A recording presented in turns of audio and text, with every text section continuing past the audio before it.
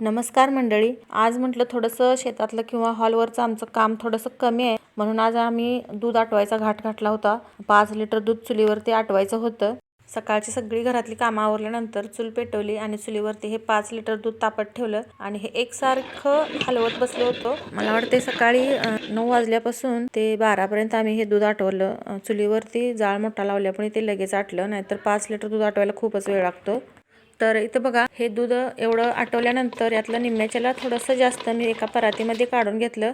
त्याचे मी गुलाबजामुन बनवणार आहे आणि जे पातेल्यामध्ये अर्ध्यापेक्षा कमी राहिलंय त्याची आपण खव्याची बर्फी बनवणार आहोत। आता हे परातीमध्ये काढलेलं दूध मी काढून बाजूला ठेवते थंड होईपर्यंत आणि हे आपण तोपर्यंत बर्फी करून घेऊया। याच्यामध्ये साखर घालायची आहे, तुमच्या आवडीनुसार तुम्हाला कितपत गोड आवडतं तेवढं।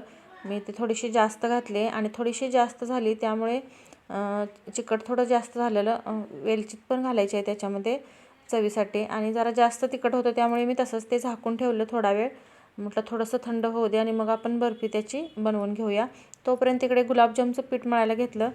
जे आपण दूध काढलं होतं आटवलेलं त्याच्यामध्ये 2 वाट्या मी मैदा घातलाय आणि थोडंसं मिक्स करून बघितलं आणि त्याच्यामध्ये परत अर्धी वाटी थोडंसं लागत होतं, पातळ वाटत होतं म्हणून अर्धी वाटी घातली आणि थोडासा एक चिमूटभर खायचा सोडा घालून हे छान मऊसर असं पिठं हे चांगलं मळून घ्यायचं आणि ते बाजूला ठेवून दिलं मी। आणि त्यानंतर त्याच परातीमध्ये जे आपण बर्फी केली होती ना, ती बर्फी खवा त्याच्यामध्ये घालायचा आहे परातीमध्ये आणि ते छान आपलं असं थापून घ्यायचं आणि त्याच्या वड्या काढून घ्यायच्या गरम आहे तोपर्यंतच। आणि पूर्णपणे थंड झाल्यानंतर आपण त्याची बर्फी काढणार आहोत। तर इथे पहा, हे पूर्णपणे थंड झालेलं आहे आणि बर्फी एकदम छान झालेली आहे, मऊसूत पण झालेली आहे आणि एकदम बाजारात विकत मिळते ना खव्याची बर्फी, त्याचप्रमाणे ही बर्फी झालेली आहे। आणि सुरुवातीला मी तुम्हाला म्हटलं ना, आज आम्हाला वेळ आहे म्हणून आम्ही दूध आटवायला घेतलं, पण तसं झालंच नाही। दुपारी आम्हाला शेताकडे जावं लागलं त्यामुळे आमची हे गुलाबजामचं पीठ जे मळून ठेवलं होतं ते तसंच राहिलं आणि मग संध्याकाळी पण यायला उशीर झाला त्यामुळे आम्ही ते फ्रीजमध्ये तसंच ठेवलं आणि दुसऱ्या दिवशी सकाळची सगळी कामं आवरल्यानंतर हे गुलाबजामुन आम्ही करायला घेतलेत।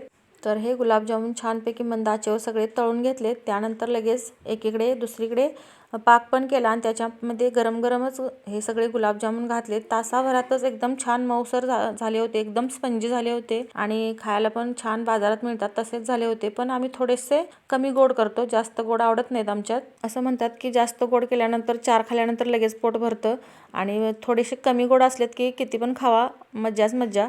आणि हे असे गुलाबजाम पोटभर खातात, दुसरं काही खातच नाहीत मग संपेपर्यंत। आणि हे गुलाबजाम पहा माझे किती छान स्पंजी झालेले आहेत। तर मंडळी, हा सविस्तर व्हिडिओ पाहायचा असेल तर चॅनलवरती जाऊन नक्की पहा। श्री स्वामी समर्थ।